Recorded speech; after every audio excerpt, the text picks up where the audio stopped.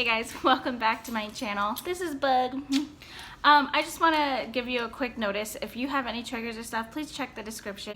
So I sometimes feel like I have two lives. I have like my personal life where I'm literally so open. I have no secrets with my friends and family. And the reason is because I used to have a lot of secrets from my friends and family, and then I stopped doing that, and now I have nothing, and they know everything. I'm very public, and it has taken a lot of shame away.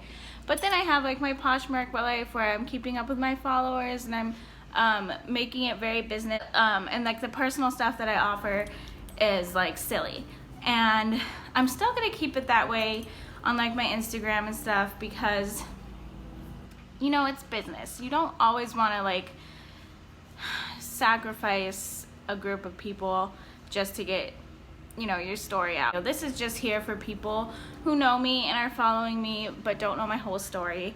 And I'm just gonna go ahead and tell you, a couple people had messaged me privately and were like, what was your medical condition? So I'm gonna go into that a little bit, and hopefully you find it interesting, informative.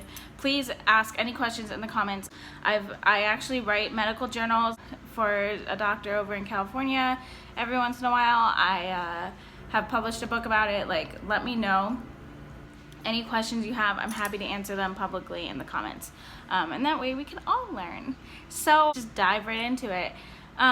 So here's like your, if you are triggered by any of the things in the description, please just go and don't ruin your day, you know. So I was born with a rare sexual dysfunction.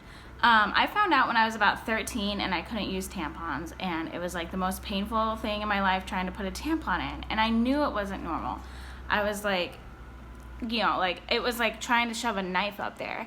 And I felt so much shame as a kid that I never saw any help for this until I was 19. So 6 years it festered. I was super ashamed. I like hated my body. It was terrible, and I became very depressed. I had really bad anxiety. It was pulling out my hair, and then at 19 I finally decided to seek help, and my symptoms were like baffling to gynecologists. They were like, what the heck?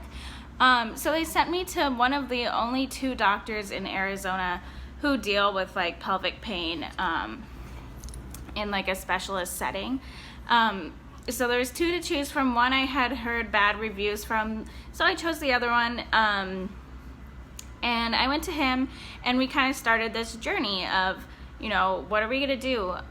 So early on, he performed what's called a partial vestibulectomy and a hymenectomy. So I'm sure you know what a hymenectomy is, where you like open up the hymen a little bit. And then the partial vestibulectomy, there is this little bit of tissue that's full of nerves around the opening of your vagina, and he took part of that out.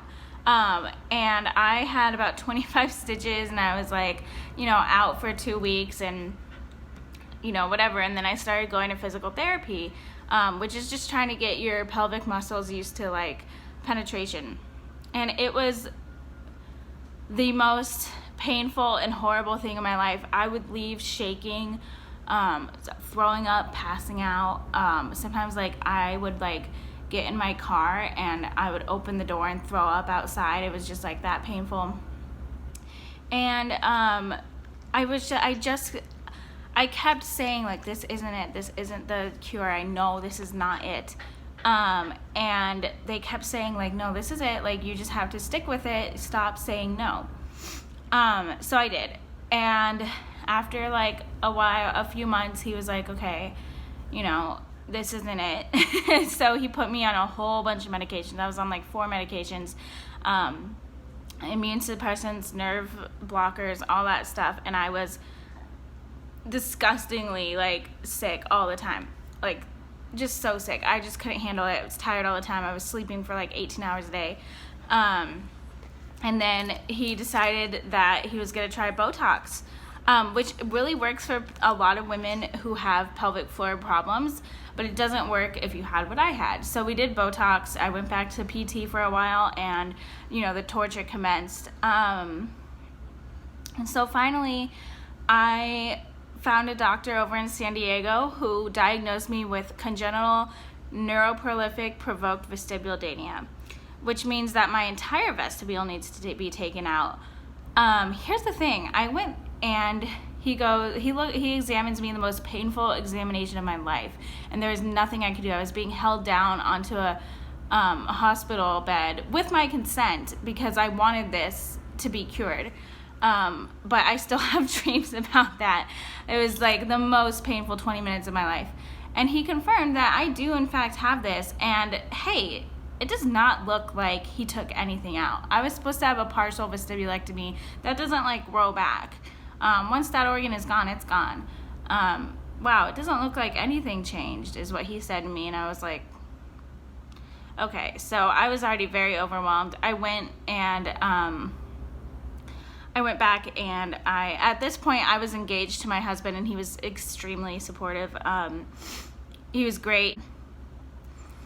So I went back, and a few months later got my vestibulectomy. I was out for like 8 weeks. I had 60 stitches in my vagina. It was terrible.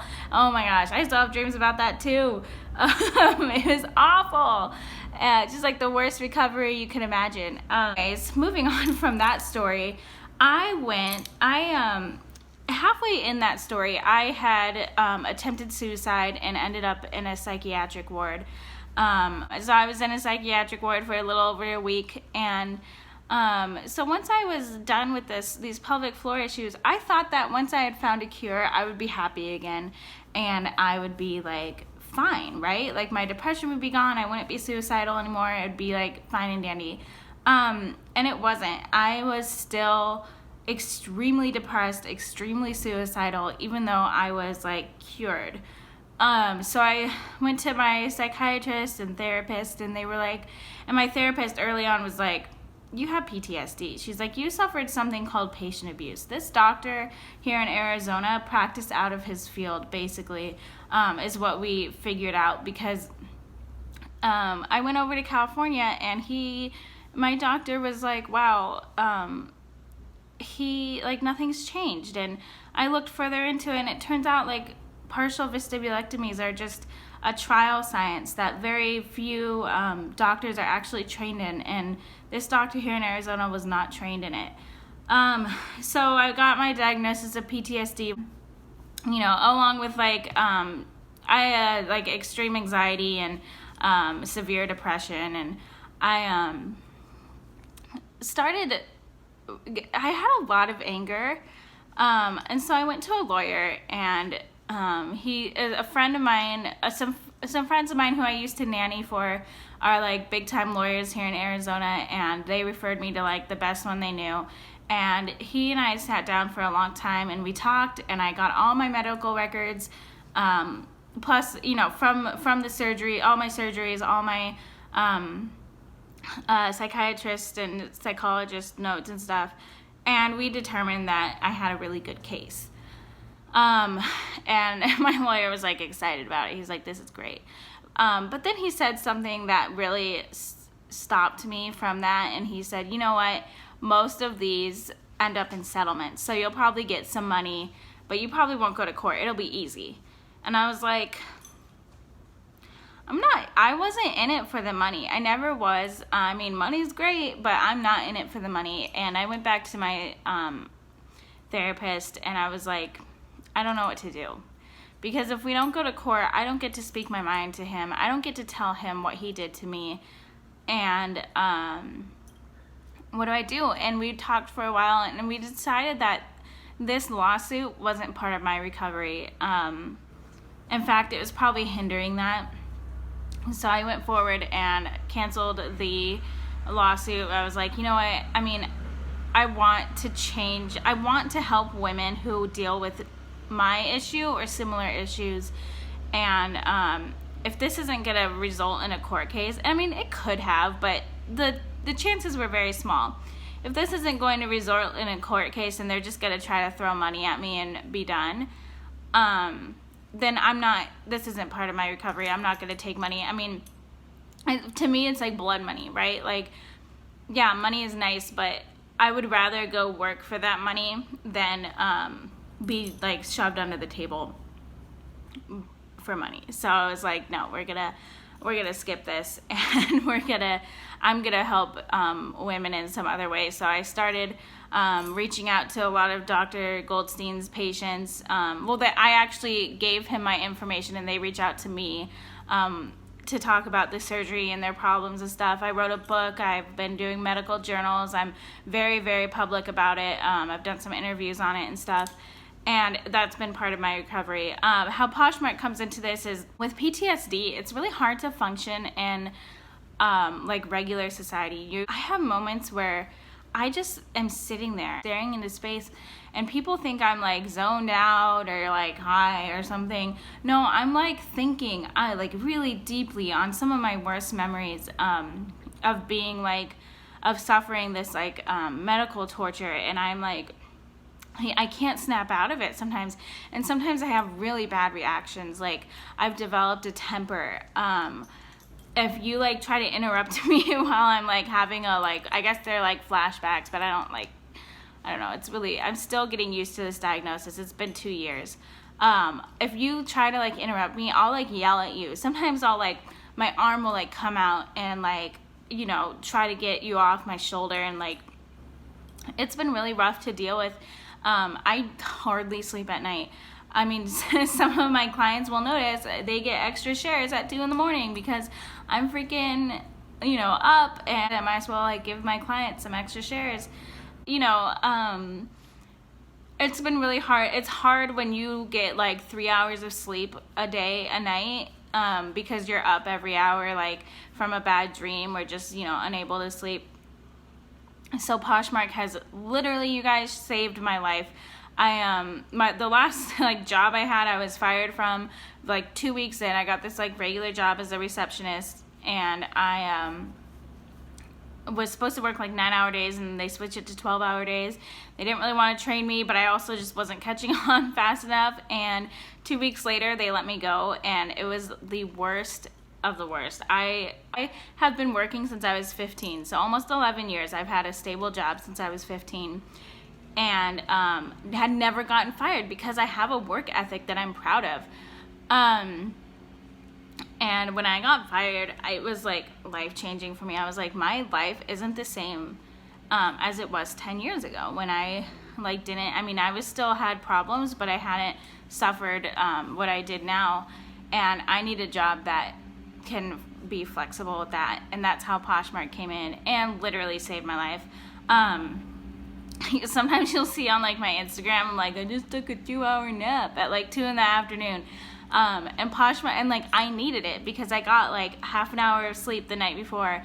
And Poshmark is literally, I mean, you know, and of course my VA services, you know, it's a lifesaver. I have that ability to go to my doctor's appointments 3 times a week, you know, and take naps in the middle of the day, and take a mental break when I need it, because it's my schedule, and it's amazing. It's life-changing. It's just everything I could have never imagined for myself. And then obviously my VA services have taken off, which is phenomenal. You know, like my husband is working with me now in my VA services. I'm like, babe, we're the husband and wife team. It's literally the best. So, you know, Poshmark has saved my life. It's given me 2 platforms of income. I can pay my bills. I have a ton of savings now. It's, you know, it's amazing, and I can take care of myself. I really hope to recover from this depression and anxiety and PTSD. I hope one day I'm free of it all. What I've been told is that I'll probably be on depression and anxiety medication for the rest of my life, but I'm hoping that one day it is not, you know, as crippling as it is now. I know that being able to have my own schedule with Poshmark and being able to take time for self-care has made that world of difference, and I am like, every day I'm like that much closer to having a normal life because of this. So thank you guys so much for watching. Please ask any questions. You're welcome to share this video. Please subscribe if anything. You know, just like keep in touch with me.